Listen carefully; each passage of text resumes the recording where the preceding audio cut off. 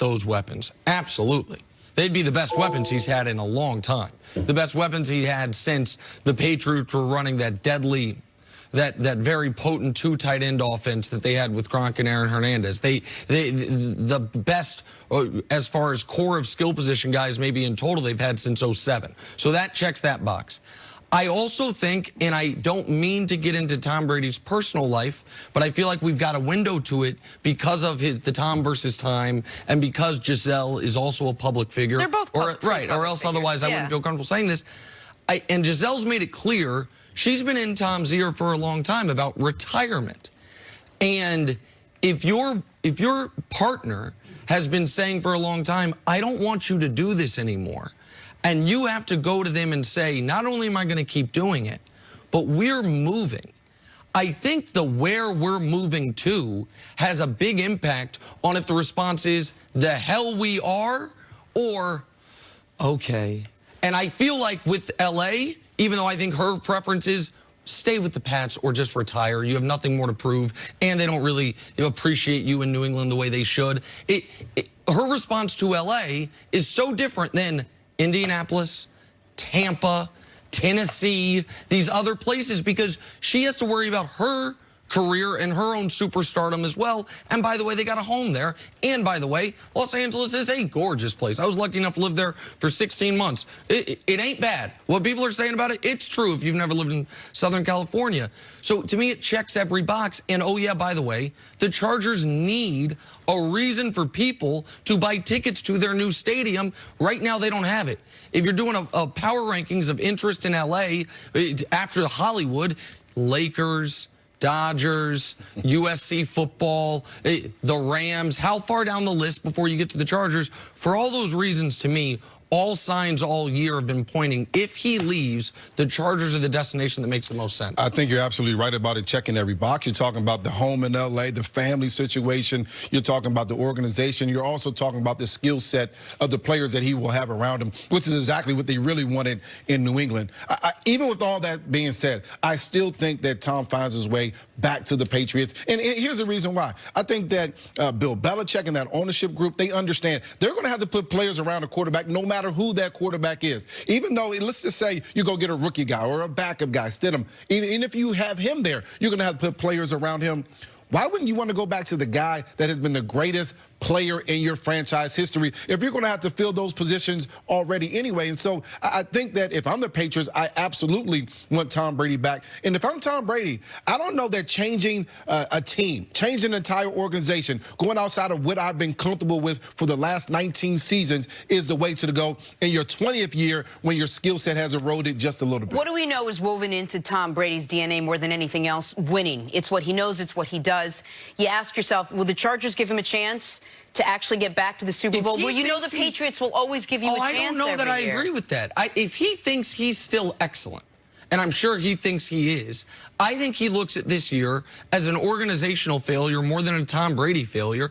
And everyone talks, just quickly here, we talk about the Patriots adding more weapons for him. I think they will address the tight end position. That was a huge miss. I don't know how you have the greatest tight end ever arguably walk away and you do nothing about it. But does it seem very Belichickian? 2 years ago, he spends a first-round pick on a running back. Last year, he spends a first-round pick on a wide receiver. This year, he spends a second-round pick to acquire a wide receiver. He's now going to spend more capital, either draft or salary cap dollars, to get more offensive weapons when it had been a decade since he spent a first-round pick on a running back. It had been 25 years since he spent a first-round pick on a wide receiver. It would just seem very un-Patriot-like and un-Belichick-like to this offseason, even if they bring Brady back, be like, and by the way, we're trading for Odell, so now we're going to have all. Right. It doesn't seem like that's their history. Unpatriotic? Oh, there you go. Maybe that's what I should have said. I like it. On to the Chiefs now, and to steal a page out of my guy Nick's playbook, I'm old enough to remember a time when the Chiefs stormed back from 24-0 to beat the Texans last week. Old enough to remember last time they were in the Super Bowl, too, Jenna. It's true, Patrick. That's actually not true. That's not true at all. She didn't get it at first. No, and I Sorry, take go ahead. offense to it. Patrick Mahomes was as dialed in as he's been all season long, leading his guys to a 51-31 blowout. You're proud of yourself, aren't you? Yeah, I liked it. But despite putting Kansas City on his back, listen to what he had to say when asked about leadership on this team.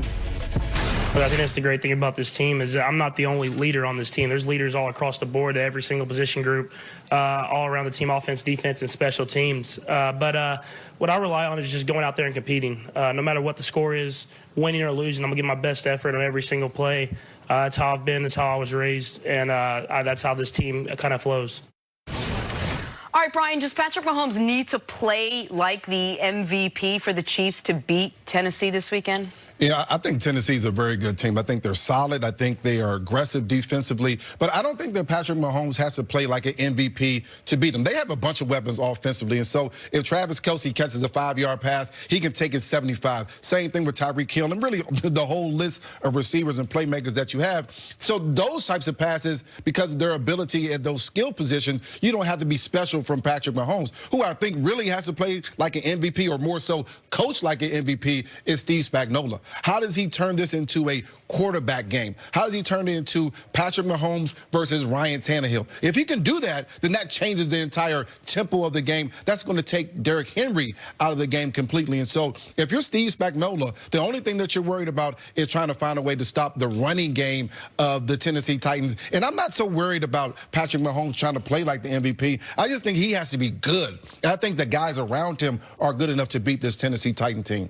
We've never seen, never in Patrick Mahomes' NFL career, him when fully healthy play a bad game. So let's just assume he's going to, we've seen him have bad starts. Hell, the AFC Championship game last year, they didn't score a point for the first half of the game. We've seen him have slow starts. We've seen him obviously make some mistakes. But as far as at the end of the game, look at his numbers, look at what he did. The only time in his career where he had, it's like, wait, what happened there? It was when he was dealing with that ankle injury early in the season, and he couldn't plant on his throws and couldn't get it out on the edges where he's so dangerous. So I'm going to take it as a given he's going to play a good game. I don't think he needs the type of performance that he had in the second half against New England in last year's AFC Championship game in the comeback against Tennessee or against the Texans to beat Tennessee. I agree with Brian.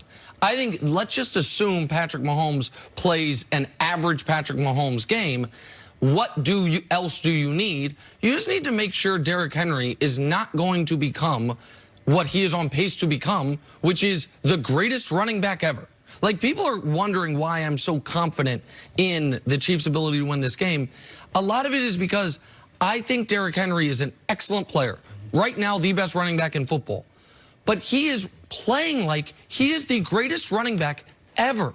And I just don't think that is sustainable over a full month of football, all in must-win games. Now, if he does, to get back to your question, then yeah, then Patrick's going to have to take advantage of every possession, no 3-and-outs, every third down, because you're going to have limited possessions, because Tennessee will find a way to manufacture at least 24, if not 28 points.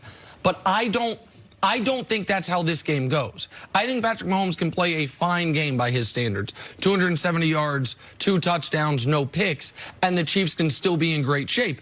It should be noted, though, Brian, the last time these two teams played, even though the Chiefs lost, Patrick Mahomes did play like an MVP. He threw for 450, 3 touchdowns, 120 passer rating. He was sensational, and Tennessee is going to have to greatly adjust what they do defensively to try to account for that. And I think they look at it as our only real way to stop Patrick Mahomes is to keep him off the field, and that's where the Derrick Henry factor comes in. I just don't think Derrick Henry is going to average 185 yards for the playoffs against the opponents and the defenses that he's going to have gone up against. The question, if you're Tennessee, and really for the Chiefs, is if he gets 150, now are you trying to sell out to try to stop the run, and then he throws the ball over top of your head with Ryan Tannehill, who's been accurate as a passer? He hasn't put up a bunch of yards because they haven't needed him to. Right. Are you confident Tannehill can can go out there and do that. I think he can, but again, we haven't seen it happen because they haven't needed to do that. Yeah. That means the question is, can you stop Derrick Henry? And if you can, now it's the quarterback game that I think the Chiefs wanted to turn into Patrick Mahomes, the MVP type of candidate, versus Ryan Tannehill, who doesn't have a bunch of experience in the playoffs. No matter what, it's still going to go through Patrick Mahomes. Well, listen, Andy Reid's still going to say, go out and win the game.